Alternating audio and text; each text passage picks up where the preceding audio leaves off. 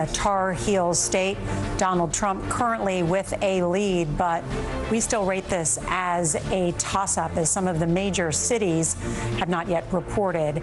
And then take a look at Pennsylvania. This is the big electoral prize of the night with its 19 electoral votes. And Republican sources I'm talking with there say that Donald Trump has performed well in the rural counties, but just 57% of the vote in. And if you were with us 4 years ago on this journey, you'll remember that it took a few days to get the full count in from Pennsylvania. They do not pre-process their ballots like most other states do. So it takes them a little bit longer. That doesn't mean there's anything wrong with it. It just, you got to pack your patience.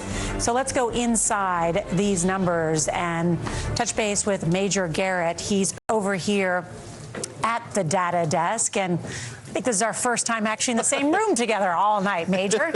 Yes. Welcome to the room where it happens. I know. I'm excited to be here because Pennsylvania, everybody's curious about what's going on in that state. We'd heard about some polling places staying open late, young kids in line. Lehigh University, exactly. So let's just walk through very gradually where we are currently in Pennsylvania. Here's where the outstanding vote is yet to come in. This is where the Harris campaign is hoping it can make up some ground. You see around Philadelphia and the collar counties and Pittsburgh and Allegheny. I will show you some numbers now, Nora, that illustrate what's outstanding. So Bucks County, more than 200,000 votes still outstanding. Montgomery County, 342. Chester County, 300,000. Delaware County, 243. Philadelphia, 256. Allegheny County, 192,000. All of that is still outstanding. So how do we look at Pennsylvania writ large right now?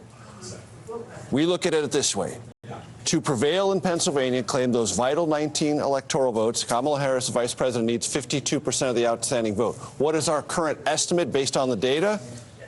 54%. So she is in position currently to achieve victory in Pennsylvania based on the data set as we know it and as it overlays exit poll data and historical trends. That's where we are in Pennsylvania right now. Because you were saying there is still a huge outstanding vote, not only in Philadelphia and Pittsburgh, but what we call these collar counties. Precisely, the suburbs around Philadelphia. And let's look as these are high population centers.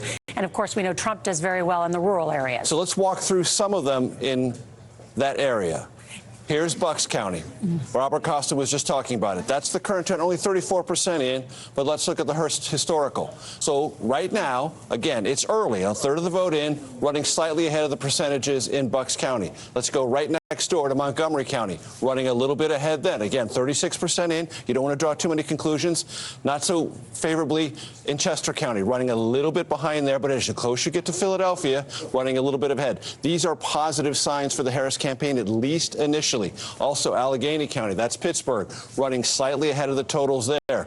And in Lackawanna County, Scranton, not running right next to former President Biden for obvious reasons, but competitive there. And in Luzerne County, running slightly ahead of Joe Biden. Those are somewhat soft, encouraging signs for the vice president, at least in Pennsylvania. But what about the rural counties that he may be doing even better than he did 4 years ago? So let's look at the ones that the Trump campaign was very focused on outside of Pittsburgh. Let's go to Butler County, which has all sorts of literal resonance for the president. Interesting. Running right about where he was in 2020. Beaver County, also a nice place, doing well there. Westmoreland County, even a larger concentration of voters, more strongly there. Washington County, competitive, doing, generally speaking, a little bit better or as well as he was right around Pittsburgh.